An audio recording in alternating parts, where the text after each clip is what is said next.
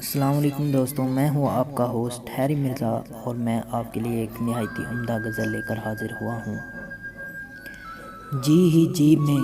وہ جل رہی ہوگی، چاندنی میں وہ ٹہل رہی ہوگی، چاند نے تان لی ہے چادر ابر، اب وہ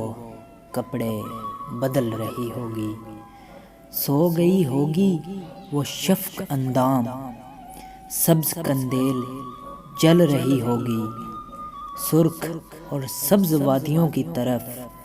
وہ میرے ساتھ چل رہی ہوگی، چڑھتے چڑھتے کسی پہاڑی پر اب وہ کروٹ بدل رہی ہوگی، پیٹر کی چھال سے رگڑ کھا کر وہ تنے سے پھسل رہی ہوگی، نیلگوں جھیل ناف تک پہنے